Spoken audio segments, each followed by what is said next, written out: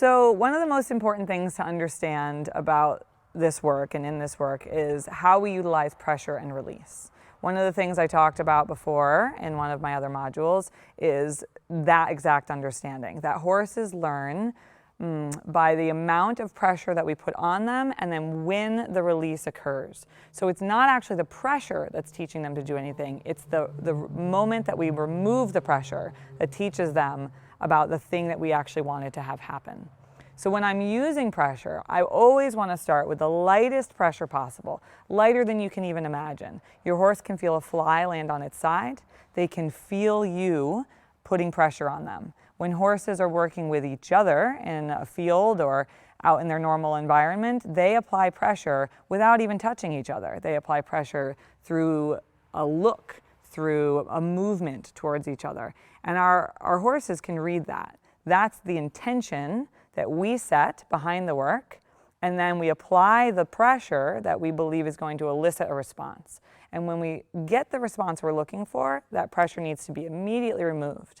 And in that removal, the horse goes, oh, that's what I was supposed to do, because that's the thing they want. They want most to have as little pressure on their body and on their mind as possible. So when we use pressure, I like to think of it on a scale. I like to think about, let's say, my intention being the lightest pressure. My intention might just be that my mind goes towards what I'm about to do. My body maybe squares up and gets ready for the aid I'm about to apply. And then I think about the lightest aid I might apply. For me, that's moving the air between me and the horse. And then if I need more pressure, I'm going to think about maybe reaching out and touching the hair of the horse. And then if I need more pressure, maybe I'm going to reach in and get to the skin of the horse. And then for the most pressure, I may need to get to the muscle. I may need to get a little bigger to elicit a response. But along that line, at any point when my horse does something I've asked for, the pressure immediately goes back to zero. And the next time I try, I start at the beginning of that scale again. Intention, light pressure. So I'd like to just show you what that might look like if I'm using a stick and a string, which is one of my tools that I use on the ground. But this is also going to apply when we use our leg or a stick or possibly a spur for a correction.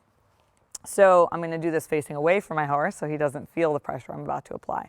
But let's say I'm just hanging out with my horse and I'm ready to ask him to be attentive and maybe back away out of my space. When I'm hanging out with him, there's zero intention in my body that anything is about to happen. I'm relaxed, we're just spending time together. When I'm ready to ask him for something, I'm going to change that posture so that he knows something's coming. I'm going to square up, I'm going to get a little taller, I'm going to put my focus in his direction. Then, the lightest pressure I might apply is a little movement of the air between me and the horse. If that doesn't elicit a response, I'm immediately going to follow that up with a little bigger movement that might touch the hair of my horse. And then again, moving in if that doesn't work, to something a little larger, and if I needed to, even larger. And we're going to show that here with a horse in a moment so you can see where that moment is that the horse responds or even thinks about responding so that I can then back off and say, yes, good job. That might even happen when the horse thinks about or tries, and that's going to teach them to want to try harder the next time.